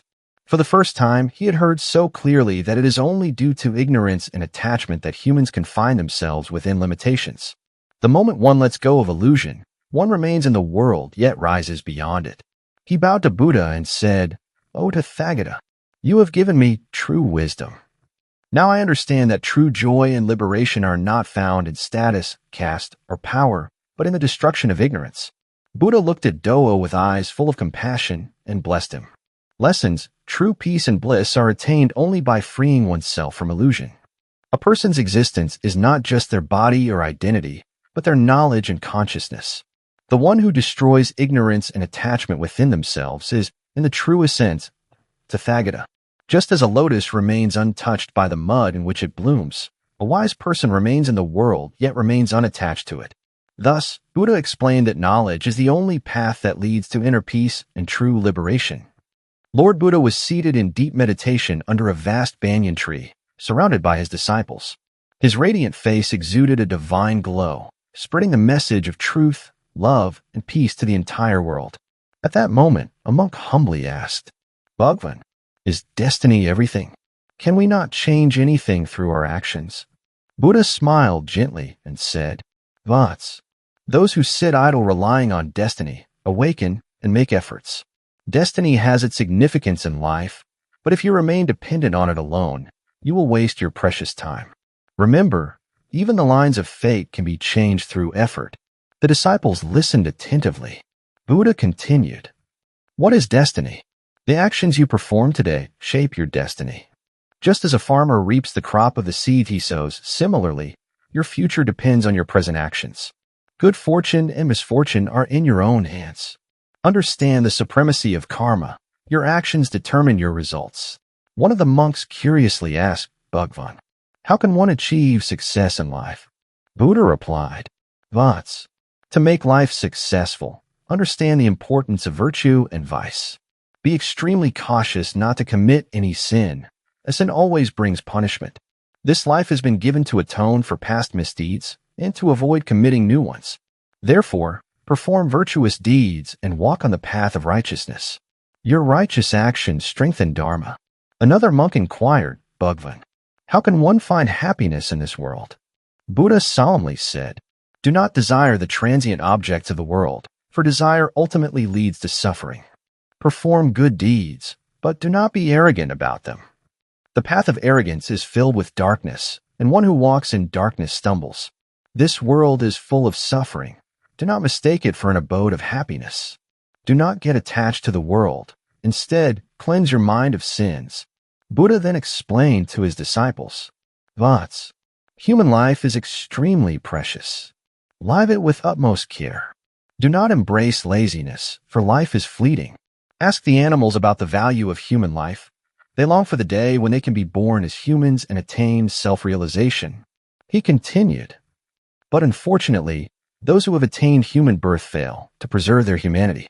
They chase after worldly pleasures blindly, unaware that death follows them closely."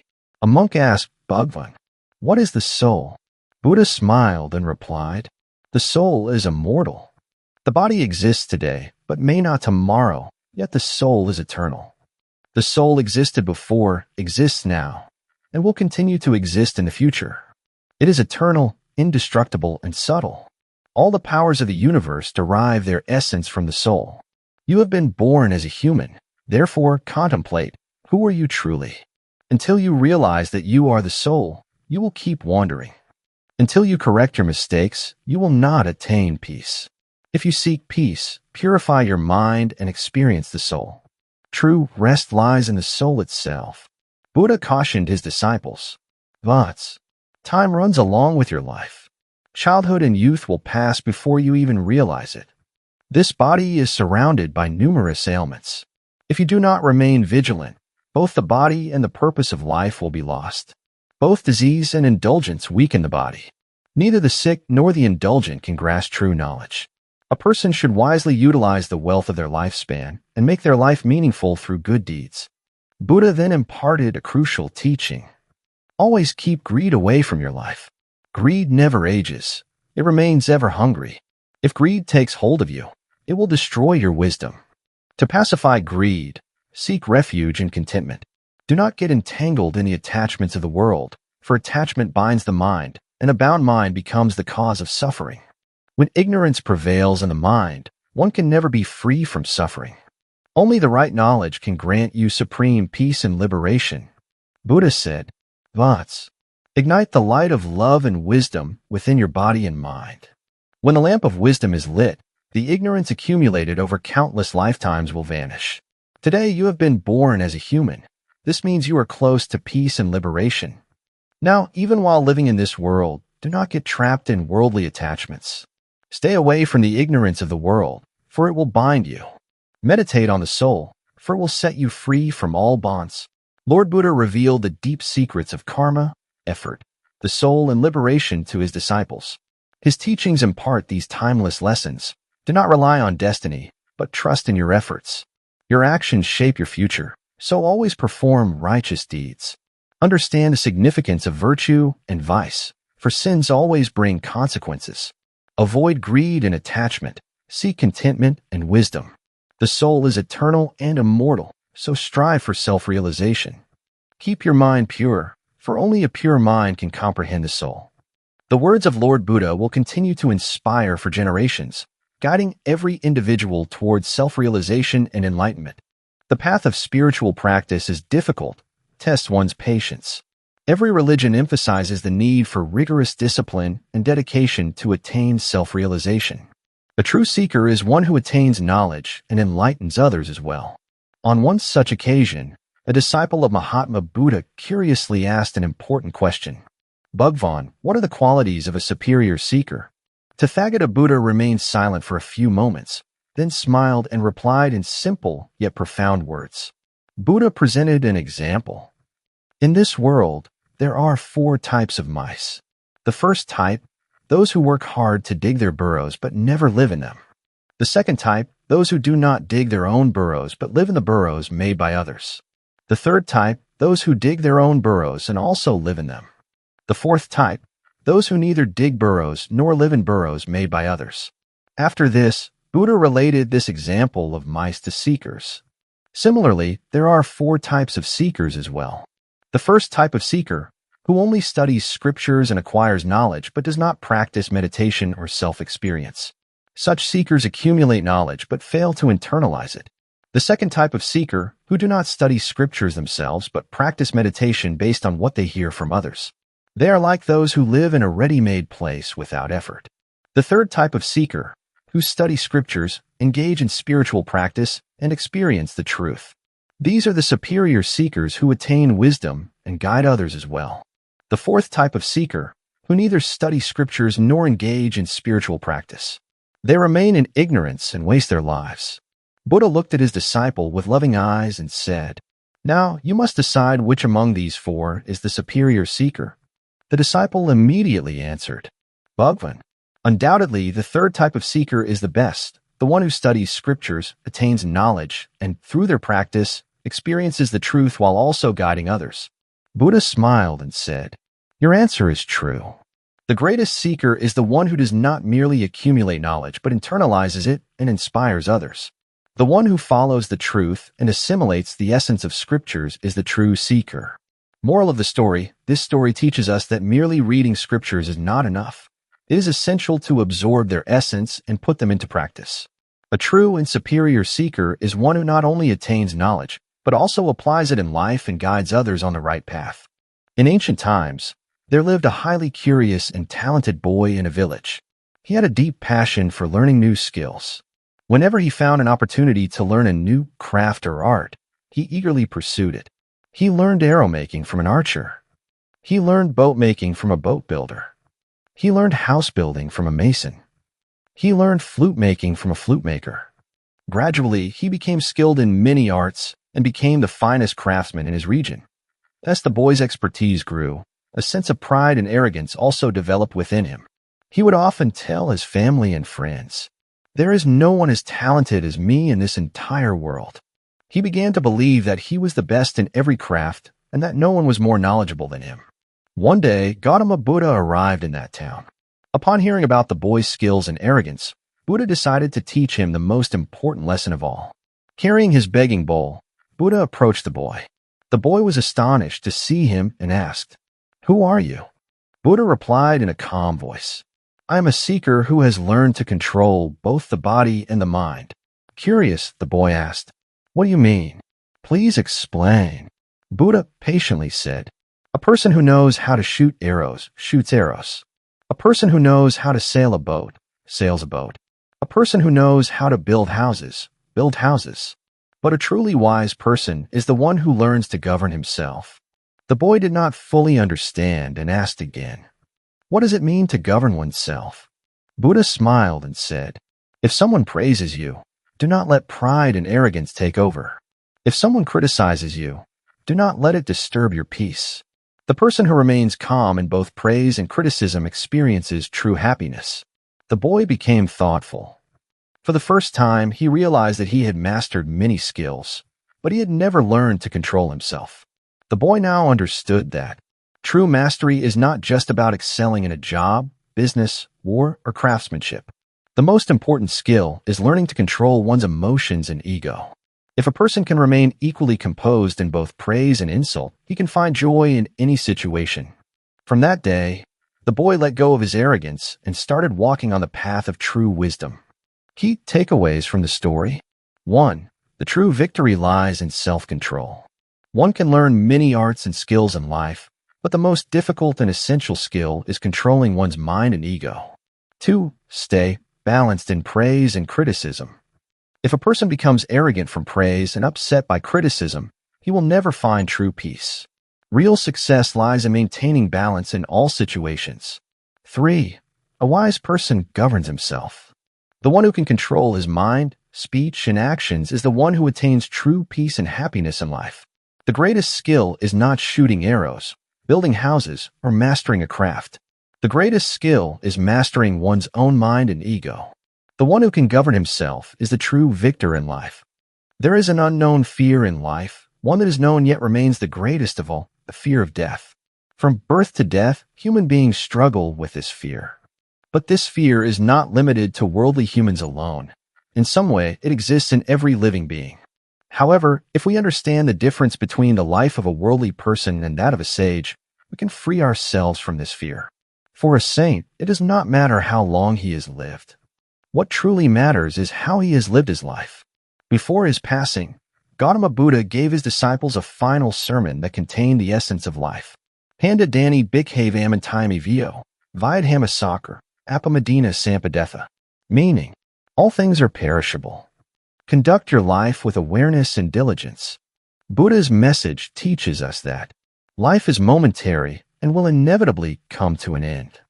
But there is no need to fear death. What truly matters is how we live our lives. Buddha even explained his final rites to his monks in great detail. He turned death into a celebration. In today's world, people are so terrified of death that they fail to truly live. They kill the snake, yet fear the rope. That is, they fear death without even knowing its true nature. For them, death becomes a sorrowful event, while for saints, it becomes a teaching. For a worldly person, death is painful. But for a saint, it is a new journey. Buddha realized this truth long ago. It is said that when Lord Buddha passed away, he was 80 years old. However, the saintly community believes that he was only 40 years old. Why this difference in calculation? When Buddha was 40, he spent 7 days in deep meditation under a peepal tree. On the full moon night, when he attained nirvana, enlightenment, that was his true birth. After that, he lived for another 40 years, but it was not an ordinary life. Thus, the saints say, until one truly knows oneself, their age holds no real meaning. Spirituality teaches us that when Buddha left this world, his disciples were immersed in grief. However, he had already taught them that death should be seen as a celebration. He had said, death is not a sorrowful event, but a new phase in the soul's journey. His disciples took this as a lesson rather than a loss, and they resolved to live with awareness, apamita. No need to fear death. Whoever is born is destined to die. Instead of fearing death, it is more important to make life meaningful. Real age begins when we recognize our true self. Just counting years is not real aging. The moment we attain self-awareness, that is when our true age begins. Death should be seen as a celebration. Just as Buddha accepted it with peace and joy, we too should learn to accept it naturally. A life filled with laziness and desires is a life of heedlessness, pramoda. But when we live with awareness and self-realization, life becomes meaningful. How long we live is a worldly equation. How we live is the mathematics of spirituality, the true meaning of life. Simply living a long life achieves nothing. What matters is the direction in which we have lived our lives. The life of a saint is different from that of a worldly person because they do not see death as an end, but as a new beginning. They do not live just for material pleasures, but for self-realization. The real purpose of life is not just to live, but to live with complete awareness and enlightenment. When we truly understand that, death is not a cause of fear, but a part of the soul's journey. Real age begins when we attain self-awareness. That day, our life becomes meaningful and fearless. So, do not live an ordinary life, make it divine. Mahatma Gautam Buddha was residing in Shravasti with his disciples. As usual, discourses were held there daily, where a large number of devotees and seekers from the city and surrounding areas gathered. Buddha's words carried such deep compassion and profound wisdom that everyone who listened to him experienced inner peace. Buddha's disciples took care of all the arrangements at the discourse venue, so that everyone could comfortably listen to his teachings. The impact of Buddha's sermons was so widespread that kings, ministers, merchants, farmers, householders, and monks. People of all castes and religions came to hear him. One night, as Mahatma Buddha was delivering a sermon, the audience sat attentively in deep silence, absorbing his nectar-like words with great concentration. However, among the assembly, there was one person sitting right in front of Buddha who kept dozing off repeatedly. Each time he fell asleep, his head drooped, and then he would suddenly wake up and try to compose himself. This cycle continued over and over again. Buddha observed him for some time and then calmly asked, "Dear one, are you sleeping?" The man, startled, quickly responded, "No, Mahatma." Buddha gave him a gentle smile and resumed his discourse. But within moments, the same person began dozing off again. Once more, Buddha repeated the same question, "Dear one, are you sleeping?" The man was startled again and nervously replied, "No, Mahatma." The other listeners in the assembly quietly smiled as they witnessed this scene. Buddha resumed his sermon, but the man's habit of dozing off remained unchanged. When this happened multiple times, Buddha changed his question. In a serious tone, he asked, "Dear one, are you alive?"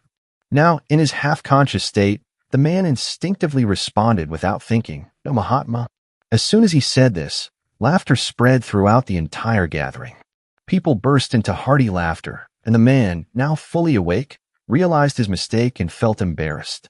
However, Buddha's eyes still radiated the same compassion and tranquility. Smiling, he said, "Dear one, the truth has finally emerged from your lips. A person who remains drowsy while receiving knowledge is as good as dead. When a person is trapped in ignorance, he exists, but he is lifeless in spirit. Awareness and alertness are the true signs of life. When learning from a guru, one's mind and heart must be fully present and alert. Knowledge received in a half-conscious state remains incomplete, and incomplete knowledge is always dangerous." Hearing these words of Mahatma Buddha, everyone in the assembly received a valuable lesson. The man who had been dozing off was now completely alert. He bowed at Buddha's feet and sincerely apologized. Buddha lovingly placed his hand on the man's head and said, "Dear one, sleep is essential for the body, but during the pursuit of knowledge, it becomes the greatest enemy. Until a person is fully aware and conscious in their quest for self-realization, they cannot dive deep into the ocean of wisdom. Therefore, always stay alert and pursue the truth with full dedication." After this, the man listened to Buddha's sermon with complete focus. From that day forward, he resolved to keep his consciousness awake at all times and never allow laziness to hinder his path to knowledge. Lessons to attain true knowledge. Awareness is essential. Incomplete knowledge is more dangerous than ignorance. One who is not aware is no different from the dead. A disciple must listen to the guru's words with full concentration and attentiveness. True wisdom is that which is acquired with complete dedication and devotion. Thus, through his simple yet powerful teaching, Mahatma Buddha conveyed that the real joy of knowledge comes only when one receives it with full awareness and alertness. One day, a young man approached Buddha. His face was marked with worry, yet a spark of hope shone in his eyes. He said to Buddha, "Lord, my village is uneducated. Somehow, I managed to study a little after struggling against my family's resistance, but now I want to study further. However, my family and the villagers are stopping me. They believe that farming is the best work, and for that, education is unnecessary. Please come to my village and spread awareness about the importance of education." Hearing the young man's words, Buddha smiled and said, "If you wish to light the lamp of education in your village, then let us go. I am ready to visit your village." The young man was overjoyed and took Buddha to his village. The villagers were deeply religious and were delighted by Buddha's arrival. They warmly welcomed him and began attending his discourses daily. Whenever Buddha spoke about the importance of education, the villagers opposed him, saying, "Hard work in farming is everything. What role does education play in it?" One day, a woman from the village brought her 5-year-old son to Buddha and said, "Lord, I am concerned about my son's education. Please tell me at what age he should start learning." Buddha smiled and replied, "You should have started his education 5 years ago. A child's learning begins the moment he is born. What he should eat, how he should speak, how he should behave with others, all these lessons start from birth. If he does not receive the right education, he may remain ignorant and cause harm to himself and others." The woman understood Buddha's words. The other villagers also started contemplating his wisdom. Slowly, They began to be influenced by Buddha's teachings and decided to send their children to school. At that time, it was the monsoon season. The young man urged the villagers, "We must make arrangements for water conservation so that we do not face water shortages in the coming summer." The villagers laughed at him and said, "Don't waste your efforts. Rainwater naturally flows away. Why bother stopping it?" However, the young man had Buddha's blessings. He did not give up and started building small reservoirs and digging wells in the village. A few months later, summer arrived, bringing with it a severe water crisis. Most of the wells dried up, ponds were emptied, and crops began to wither due to the lack of water. The villagers were in distress. That was when the young man pointed towards the reservoirs and wells he had created. The villagers were astonished. They saw that the water stored by the young man was still available. They finally realized that education and knowledge guide us in overcoming life's challenges. Now, the villagers fully understood the importance of education. They not only started educating their children, but also made efforts to become literate themselves. Gradually, the entire village became educated, and with Buddha's blessings, the darkness of ignorance disappeared. Moral of the story: education is valuable at every stage of life. It empowers us to face difficulties with wisdom. Knowledge helps us distinguish between right and wrong. It leads us towards success. True wisdom is in foresight and preparation. Just like water conservation saves the village, knowledge prepares us for future challenges. This story teaches us that education is the key to enlightenment and progress. It is the tool that helps individuals and communities thrive by making informed and wise decisions. In ancient times, there lived two brothers in a village who were notorious for their mischief and mischievous acts. They found great joy in troubling others, and there was hardly anyone in the village who had not been disturbed by their pranks. Sometimes they would steal things from people's homes. Sometimes they would scatter thorns on the village paths. They would trample others' crops or untie their animals and set them free. The villagers were fed up with their behavior. Not only the villagers, but even their parents were deeply distressed by their antics. Whenever someone complained about them, their parents would try to make them understand. They would say, "Dear children, this is not good behavior. Everyone is upset with you. Be good boys and help others." However, the two brothers paid no heed to these words. They would listen with one ear and let it out with the other. One day, the great sage Buddha arrived in the village. When the boy's mother heard about this, she rushed to Buddha, weeping, and said, "Lord, my sons are extremely mischievous. The entire village is troubled by them. I have tried everything, but they do not listen to me. Please guide them onto the right path so they can improve their lives." Buddha smiled and said, "Do not worry. Send your sons to me, one at a time. I will talk to them." The mother hurried home and sent her elder son to Buddha. The boy reluctantly sat before him. Buddha looked at him carefully and asked in a serious tone, "Son, tell me, where is God?" The boy had never heard such a question before, so he remained silent, staring at Buddha. After a moment, Buddha repeated in a firm voice, "I am asking you, where is God?" Now the boy became nervous. He felt that this was a serious matter, but he did not know the answer. Yet he chose to remain silent. For the third time, Buddha asked in an even more stern voice, "Answer me, where is God?" This time the boy was utterly terrified. Sweat started dripping down his face. He felt as if something terrible had happened. In a state of panic, he quickly got up and ran straight to his younger brother. Seeing his elder brother panting and trembling with fear, the younger brother was alarmed and asked, "What happened? Why are you running like this?" The elder brother, still breathless, said, "Brother, we are in huge trouble." The younger brother, now worried, asked, "What kind of trouble?" With a frightened expression, the elder brother replied, "Do you know? God is missing, and everyone thinks we are responsible for it." Hearing this, the younger brother was equally shocked. He, too, started trembling, believing that a great disaster was about to befall them. The two brothers were convinced that they were about to receive a severe punishment. From that very day, they abandoned their mischief and started behaving well. When the villagers saw the transformation in the brothers, they were overjoyed. Their mother, too, was filled with happiness and thanked Buddha for his wisdom.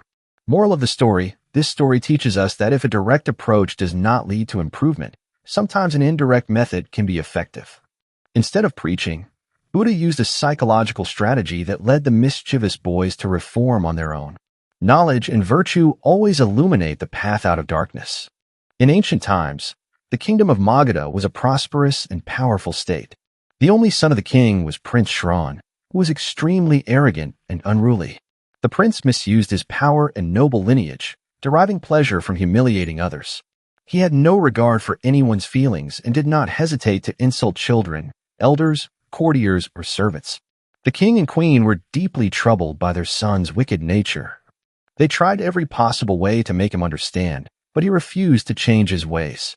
Finally, when they became extremely worried, they decided to invite Lord Buddha to the palace, hoping that his divine teachings would reform Shravan. When Lord Buddha arrived at the palace, the king narrated everything about Shravan's behavior in detail. Buddha listened patiently and then said, "O king, if you truly wish for your son's well-being, then let him attend my discourse. Only the knowledge of truth can show him the right path." The king obeyed Buddha's command and took Shravan to the discourse the next day. At first, Shravan sat there unwillingly, but as Buddha described the greatness of dharma, compassion, and nonviolence, his heart began to change. Buddha's words were so powerful that they directly touched the soul. As soon as the discourse ended, Shravan's arrogance shattered completely. He ran to Buddha's feet and, overwhelmed with emotion, said, "Lord, I have been living in ignorance until now. I have insulted and hurt so many people. Please forgive me and show me the path of righteousness." Buddha gently placed his hand on Shravan's head and said, "Shravan, true knowledge is that which frees a person from arrogance. Now that you have realized the truth, guide yourself on the path of self-restraint, love, and compassion." From that day on, Shravan decided to follow Buddha's teachings and took initiation into Buddhism.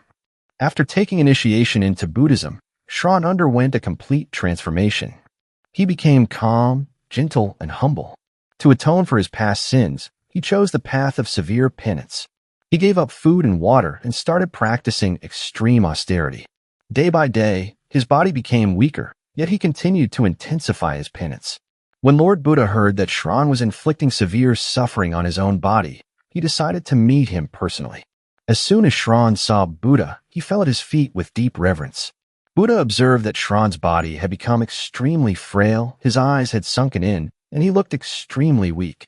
Buddha gently placed his hand on Shravan's head and asked, "Shravan, I have a question for you. You are well-versed in music, so tell me, if the strings of a lute vina are kept too loose, will it produce a sweet melody?" Shravan replied, "No, Lord.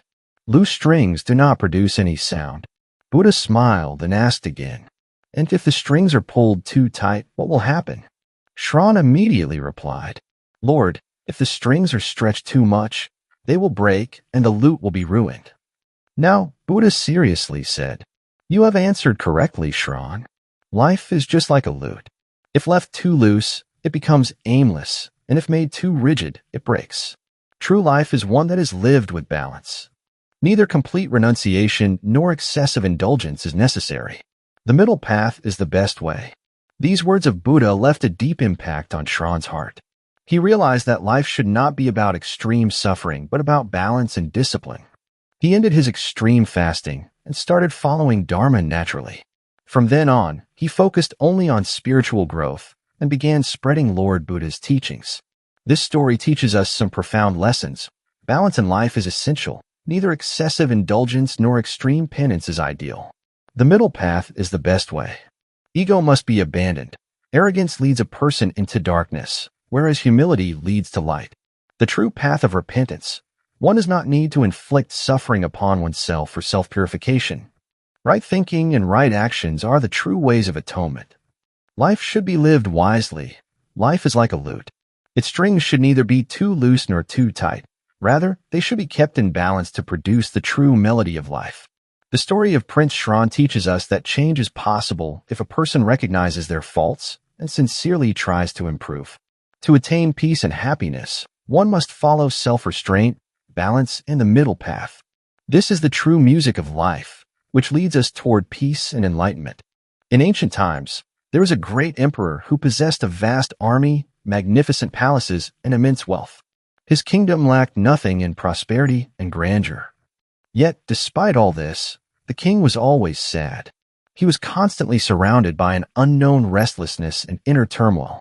Physicians, scholars, and royal ministers suggested many ways to relieve the king's distress, but nothing proved effective. Seeing the king's condition, the entire court and the people of the kingdom grew concerned. One day, a wise monk arrived in the king's city. He had a calm, dignified, and radiant personality. His words were sweet, and his speech carried profound wisdom. When the king learned about him, he invited the monk to his court. As soon as the monk arrived, the king respectfully bowed before him and asked, "O wise one, I am a king. I have everything, wealth, fame, grandeur, and power. Yet I do not find peace. Please tell me what I should do." The monk smiled and replied, "O king, if you truly seek peace, you must first know yourself." The king, surprised, asked, "What does it mean to know oneself?" The monk explained, "Sit alone in solitude and reflect deeply. Search your heart and examine your thoughts. Then you will find the answer to your question." The king decided to follow the monk's advice. The next day, the king secluded himself in his chamber. He sat in deep contemplation, reflecting on his life. Just then, a palace servant entered to clean the room. The king noticed that the servant appeared sad and exhausted. The king asked, "What happened? Why do you look so troubled?" The servant hesitated before replying, "Your Majesty, my small income is not enough to support my family. My wife is ill, and my children have had to stop their education." For the first time, the king heard the suffering of his servants so closely. His heart filled with compassion. After that, the king started speaking to more of his servants and citizens. Some lacked food. Some could not afford proper education. Some were suffering from illnesses but could not get treatment due to lack of money. For the first time, the king understood how much his people were struggling. He came to a realization. My people are unhappy because their needs are not being met. It is my duty to solve their problems. The king immediately announced an increase in the wages of all his servants. Additionally, he implemented several reforms. Food and clothing were distributed to the poor. Free medical services were started for the sick. Free education was arranged for underprivileged children. New job opportunities were created for the unemployed. Soon, the people of the kingdom became happy and content. They expressed their gratitude to the king and blessed him wholeheartedly. For the first time, when the king saw the true happiness of his people, a new feeling awakened in his heart. The next day, the king visited the monk again. Seeing the king's face, the monk smiled and asked, "O king, have you found any peace?" The king replied, "I have not attained complete peace, but ever since I have become aware of my people's suffering, my restlessness has started to fade." The monk said, "O king, you have recognized the path to peace. Now, just continue walking on it. A king can only be happy when his people are happy." Moral of the story: true peace is not found in self-centered pleasures. The king had everything, yet he remained restless. Helping others brings true joy. When the king alleviated his people's suffering, he experienced real peace. Selflessness and compassion purify the heart. True happiness does not come from personal comfort, but from relieving the pain of others. A leader's greatest duty is the welfare of his people. A true ruler succeeds only when he works for the well-being of his subjects. This story teaches us that inner peace does not come from personal wealth or luxury, but from helping others. The one who helps others according to their ability attains true happiness and inner contentment. Once, Lord Buddha was residing in a school, shala, near a village. It was the rainy season, and the sky was filled with dark, dense clouds. The entire atmosphere was humid, and it seemed as if heavy rain would start at any moment. Soon, lightning flashed across the sky. Thunder rumbled, and a torrential downpour began. The villagers rushed to save their belongings placed outside their houses. In the chaos, some slipped and fell, injuring themselves amidst the storm. A terrifying event occurred. With a deafening lightning strike, 2 farmers working in a nearby field and their 4 oxen were struck by lightning and died instantly. The entire village was in shock and panic. People ran toward the scene, their hearts filled with fear and sorrow. Soon, almost the entire village gathered at the site of the accident. Since Lord Buddha was staying in the village at that time, some villagers rushed to inform him about this tragic incident. At that moment, Buddha was walking on the veranda of the school. When the villagers told him about the incident, Buddha remained calm and showed no signs of knowing about it. The villagers were astonished. One of them asked, "Bani, where were you when this happened?" Buddha replied, "I was right here." The villagers asked again, "Did you not see the dark clouds gathering and the lightning flashing?" Buddha replied, "No, I did not see." Now the villagers were even more surprised. They asked again, "Bani, did you not see the lightning strike the farmers and their oxen?" Buddha again replied, "No, I did not see." The villagers started to doubt whether Buddha might have been asleep during the incident. They asked, "Bani, were you sleeping at that time?" Buddha smiled gently and said, "No, I was fully awake." Now even more confused, the villagers asked, "Bani, were you conscious at that time?" Buddha calmly responded, "Yes, I was fully conscious." The villagers were utterly bewildered. "Then, Banti, if you were awake and conscious, how did you not see the thunder, lightning, and the death of the farmers?" "With great tranquility," Buddha replied, "because I was in deep meditation. I was completely focused on my purpose, self-reflection, and mindfulness. The external events did not disturb my consciousness because my mind was fully absorbed in meditation." The villagers were awestruck by Buddha's unwavering concentration. They realized that focused attention is the key to achieving any goal. Witnessing Buddha's extraordinary meditative power, the villagers bowed before him with reverence and admiration. Point 1. Concentration is the greatest power. When a person is fully focused on a goal, external disturbances cannot distract them. 2. Avoid distractions. If we wish to achieve great success in life, we must stay away from distractions and remain dedicated to our work. 3. Meditation and self-control are essential. By practicing mental stability and meditation, one can achieve inner peace and complete focus. 4. A lesson for the youth. Today's younger generation, if they wish to achieve their dreams quickly, must incorporate focus and mindfulness into their daily lives. The timeless wisdom of Buddha. The one who remains steadfast in their goal and works with full concentration is the one who attains true success in life. Meditation and focus pave the way to self-realization and inner peace. Buddha's message remains as relevant today as it was centuries ago. If we remain fully committed to our tasks, success is inevitable.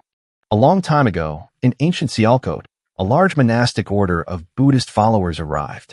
This order traveled from city to city, spreading the teachings of truth, nonviolence, and tolerance. In Sialkot, there lived a renowned Vedic scholar, a Brahmin. He was an extremely orthodox and rigidly religious person. He took great pride in his traditions and despised any non-Vedic scholar or individual. He was so strict that if even the shadow of a non-Vedic person fell upon him, he considered himself impure and immediately bathed. The Buddhist monks came to know about this Brahmin. They thought that his ego and fanaticism must be eradicated to bring him onto the right path. But this was a difficult task. One of the monks took upon himself the challenge of reforming the Brahmin. He knew that the Brahmin could not be won over through debates or arguments, but only through patience and tolerance. The next day, the monk picked up his alms bowl and reached the Brahmin's house. With humility, he said, "Respected one, is there any food or water available?" The Brahmin and his family looked at the monk with disgust. No one spoke a word. They simply remained silent. Their faces clearly showed disdain and contempt. However, the monk remained calm and composed. After waiting for a few moments, the monk silently left without saying anything. The next day, the same scene repeated. The monk again arrived at the Brahmin's door, asking the same question. "Will I receive alms today?" But once again, he faced only silence and hatred. The Brahmin's family ignored him, and he quietly walked away. This continued for many days. Every day, the monk came to the Brahmin's house, asked for alms, and left empty-handed. But he never lost his patience. He was neither saddened by the insult, nor angered, nor did he consider giving up. One day, when the monk arrived at the Brahmin's house, the Brahmin was not at home. Only his wife was there. Seeing the monk come daily without complaint, his patience and perseverance melted the Brahmin's wife's heart. She softly said, "I can give you food and water, but I am helpless because my husband would be very angry if he found out. If he sees this, he will be furious with me." The monk smiled and replied in a calm voice, "No problem, sister. You must fulfill your duty and I must fulfill mine." Saying this, the monk walked away. Meanwhile, the Brahmin returned home. When he learned that the monk had come again and that his wife had started feeling sympathy for him, he became extremely angry. He immediately stormed out of the house and stopped the monk on the way. He furiously asked, "Why do you come to my house every day? How many times have I told you not to? When will you stop this?" The monk remained calm. With a gentle smile, he replied, "As long as I am alive." The monk's firm yet patient response shook the Brahmin to his core.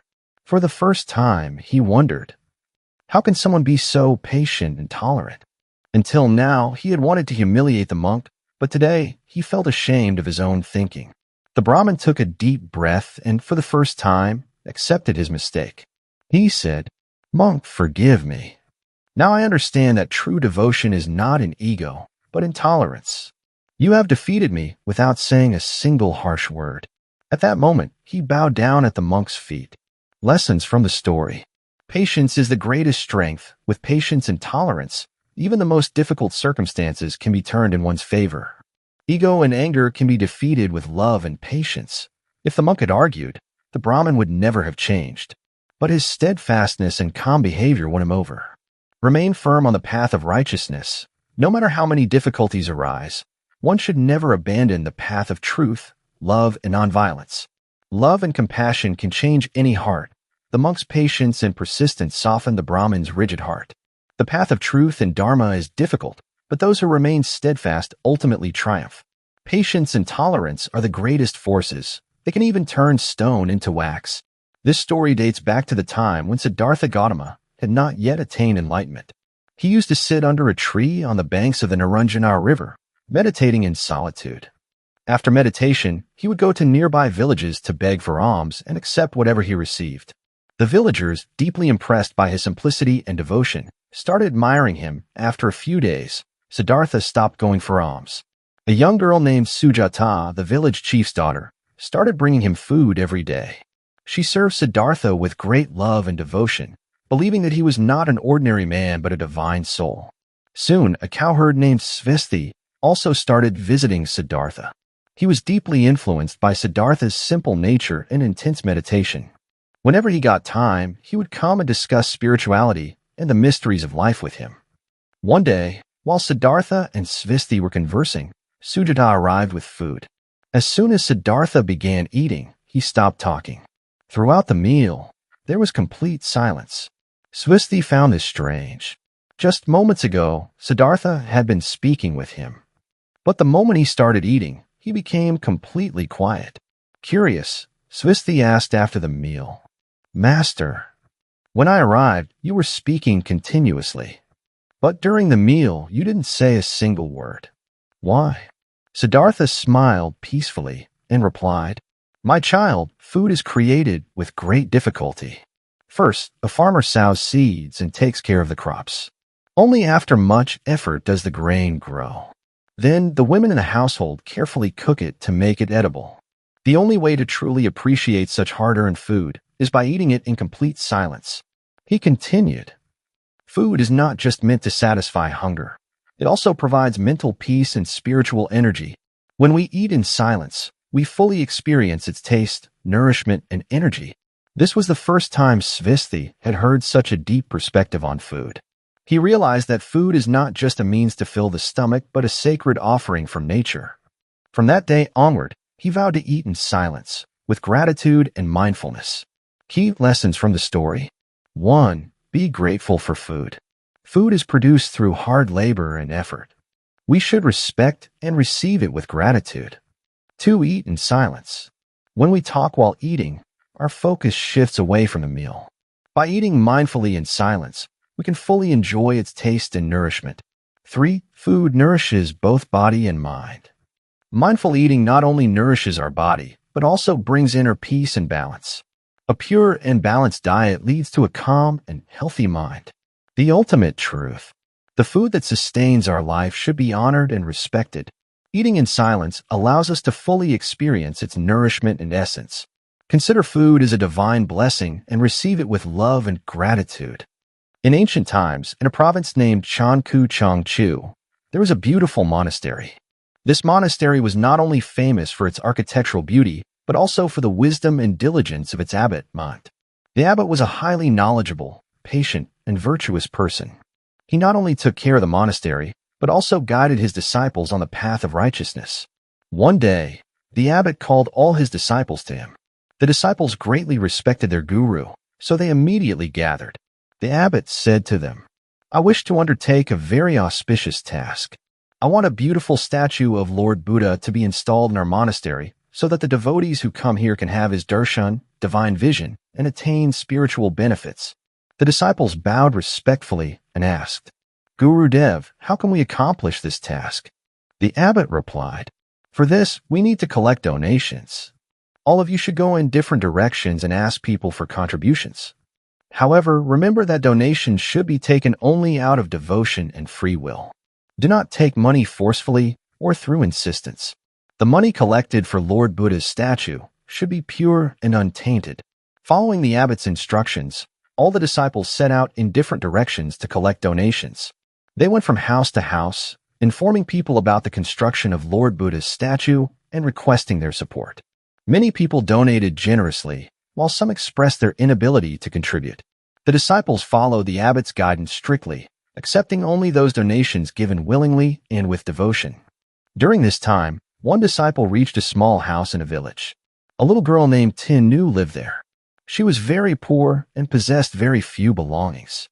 When she heard from the disciple about the construction of Lord Buddha's statue, her heart was filled with devotion. She reached into her small cloth pouch and pulled out the only coin she had. She held it out with reverence toward the disciple and said, "I want to donate something for Lord Buddha. This is the only coin I have. Please accept it." The disciple looked at the coin. It was small and ordinary.